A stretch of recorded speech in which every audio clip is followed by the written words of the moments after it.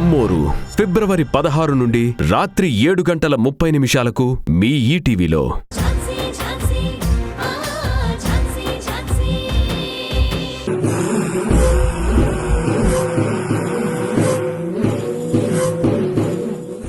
Ring అవుతుంది.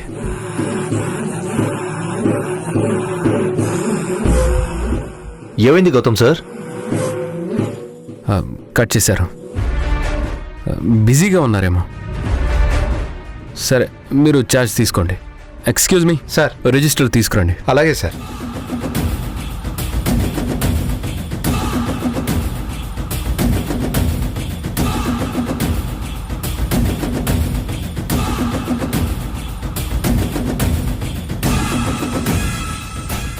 Okay, all the best, bye.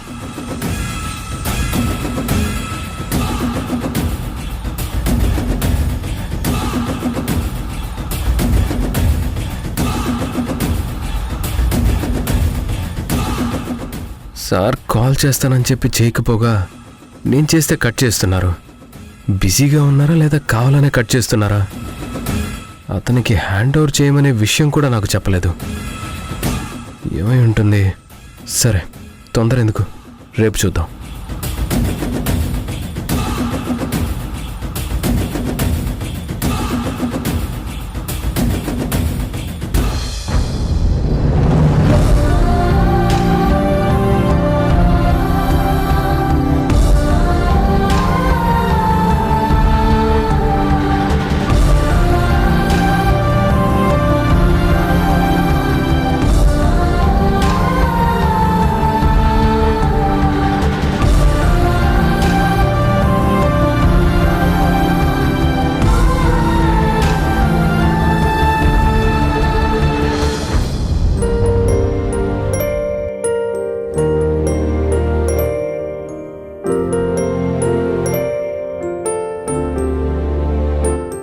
మాట్లాడేదేమైనా ఉందా, లేదా ఇలానే మౌనవ్రతం కంటిన్యూ చేస్తూ ఉంటావా?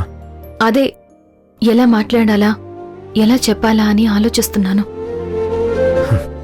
మనం పరిచయం దగ్గర నుంచి ఎన్నో చెప్పావు. ఎన్నో కేసుల గురించి చెప్పావు. ఫ్యామిలీ గురించి, పిల్లల గురించి, కెరీర్ గురించి చాలా చెప్పావు. అలానే ఐ లవ్ యూ కూడా చెప్పావు. అలానే ఇప్పుడు కూడా చెప్పాలనుకున్నది టైం వేస్ట్ చేయకుండా చెప్పేసి. అంటే ఏం లేదండి. ఏం లేదా? ఆహా, ఉంది. అయితే చెప్పండి.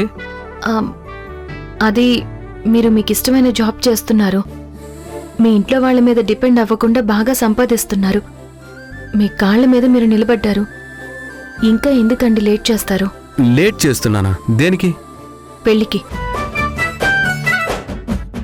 మీరంతా సెటిల్ అయిపోయినట్టే కదా, పెళ్లి చేసుకోవచ్చు కదా. ఈ మాట నువ్వు అడుగుతున్నావా? నువ్వు అను, ఇప్పుడే ఇక్కడే ఈ క్షణమే నిన్ను పెళ్లి చేసుకుంటాను. ఈ పక్కన ఏదైనా గుడి ఉంటే పెళ్లి చేసుకుందాం. లేదంటే ఒక పసుపు తాడు కట్టి దానికి ఒక పసుపు కొమ్ము కట్టేసి నీ మెడలో కట్టేస్తాను.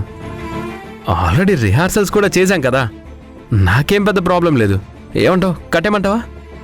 నేనంటున్నది నన్ను పెళ్లి చేసుకోమని కాదు. ఏమైంది? నువ్వు కూడా నీకు ఇష్టమైన జాబ్ చేస్తున్నావు, ఎవరి మీద డిపెండెన్స్ లేకుండా సంపాదిస్తున్నావు, నీ కాళ్ళ మీద నువ్వు నిలబడ్డావు. ఇంకెందుకు లేటు, చేసుకుందాం పట్టు. సార్, నేనంటుంది నన్ను పెళ్లి చేసుకోమని కాదు, మీ ఇంట్లో వాళ్ళు చూసిన సంబంధం చేసుకోమని. ప్రియాంకని పెళ్లి చేసుకోమని అంటున్నాను. సొసైటీలో ఇప్పుడున్న పరిస్థితుల్లో పెళ్లి చేసుకోమని సజెషన్ ఇవ్వడమే పెద్ద తప్పు. అలాంటిది ఎవరిని చేసుకోవాలనేది కూడా నువ్వే డిసైడ్ చేసి చెప్తే అది ఇంకా తప్పు. ఇక ప్రియాంక విషయానికి వస్తే ఛాన్సే లేదు. కల్లో కూడా తనని పెళ్లి చేసుకోవడం జరగదు. అలా జరగకపోతే నా కష్టానికి, త్యాగానికి విలువ లేకుండా పోతుంది సార్. అంటే నీ త్యాగాన్ని 10 మంది గుర్తించాలని నువ్వు నన్ను బలిపశువం చేస్తున్నావా? నా జీవితాన్ని బుగ్గిపాలు చేయాలనుకుంటున్నావా? అలా ఎందుకు అనుకుంటారు సార్? మీ ఇద్దరూ హ్యాపీగా ఉండాలని మిమ్మల్ని పెళ్లి చేసుకోమంటున్నాను. ప్రియాంక అయినా, కమల మేడం అయినా మీ పెళ్లికి నేనే అడ్డుగోడగా నిలిచాననుకుంటున్నారు. అలా అనుకుంటే నాకు నీకు మధ్య ప్రియాంక వచ్చిందని నేను అనుకుంటాను. రాణి కూడా అదే అనుకుంటుంది. నిజం చెప్పాలంటే వాస్తవం కూడా అదే. ఎవరో ఏదో అనుకుంటారని అలా అనుకునే వాళ్ళ గురించి ఆలోచించొద్దు. నా దగ్గర అనొద్దు. మీకేంటి సార్ అలానే చెప్తారు? అనుకునేది అనేది నన్ను కదా, మిమ్మల్ని కాదు కదా. ఇప్పుడేంటి, ఎవరైనా నిన్నేమైనా అన్నారా? మా అమ్మ నిన్నేమైనా అన్నారా? చెప్పు. చల్ల పునుగులు తిన్నదానిలా అలా సైలెంట్గా ఉంటావేంటి ఝాన్సీ? చెప్పు. గౌతమ్ గారు, ఎవరో అనుకున్నంత మాత్రాన్న అన్నంత మాత్రాన్న నేనేమి నా ఆలోచనలు మార్చుకోను, నా నిర్ణయాన్ని మార్చుకోను. ఒకరు అనుకునే దాంతో సంబంధం లేకుండా నేను తీసుకున్న నిర్ణయం ఇది. కాకపోతే ఎదుట వాళ్ళకి వేలెత్తి చూపించే అవకాశం ఇవ్వకూడదని మీకిలా చెప్తున్నాను. మీరు ప్రియాంకని పెళ్లి చేసుకోకుండా ఉంటే నేను మీ కంటికి కనిపించినంత దూరం వెళ్ళిపోతాను. కంటికి కనిపించినంత దూరం అంటే మణికొండ వెళ్ళిపోతావా? అంతే కదా. మణికొండ అయితే నా కంటికి కనిపించవు కదా.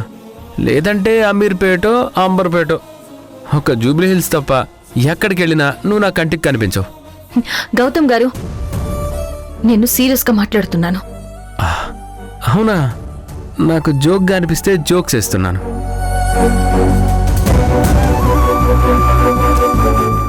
నువ్వు దూరంగా వెళ్ళిపోతే పిల్లలేం కావాలి? పిల్లల్నేం చేస్తావు? పిల్లల్ని ఇంట్లో వాళ్ళకి దగ్గర చేయడమే నీ లక్ష్యం అన్నావు కదా. అది తప్ప వేరే ఆలోచన లేదన్నావు కదా. మరి వాళ్ళని వదిలిపెట్టి ఎక్కడికి వెళ్తావు? అంటే బెదిరిస్తున్నావా? మీ ఆడవాళ్ళంతా ఇంతేనా? మీరు అనుకున్నది సాధించడం కోసం మగవాళ్ళని బెదిరించడమే మీ పనే? సార్, మీరు మా ఆడవాళ్ళందరినీ అనొద్దు. సరే, అందరూ కాకపోతే కొందరు. మా అమ్మ కూడా అంతే కదా. చూడు ఝాన్సీ, నువ్వు మణికొండ వెళ్తావో వినుకొండ వెళ్తావో, నువ్వెక్కడికి వెళ్ళినా సరే నేను ప్రియాంకని పెళ్లి చేసుకుంటానని అనుకోవడం నీ మూర్ఖత్వం. ఇలా ఒంటరిగా అయినా ఉండిపోతా. ఎన్నాళ్ళుంటారు సార్ మీరు? ఎన్నాళ్ళైనా ఉంటా, ఎన్నేళ్ళైనా ఉంటా. మహానుభావులు అందరూ బ్రహ్మచారులే.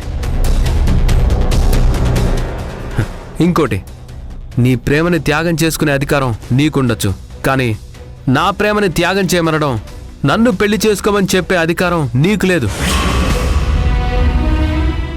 నువ్విలా ప్రేమని త్యాగం చేస్తూ ఉంటే ఈ జనం నిన్ను సన్మానిస్తారని, ఆస్కార్ అవార్డు సారీ పద్మశ్రీ పురస్కారం ఇస్తారని అనుకుంటున్నావేమో.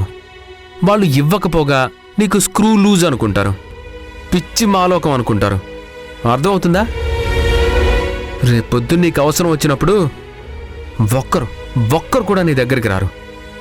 నాకు ఎవరి అవసరం లేదు. ఒంటరిగానే బతుకుతాను, ఒంటరిగానే పోతాను. సరే పో, నేను పోతాను. నువ్వు పోతానంటే నేను పోతాను. నువ్వు పో.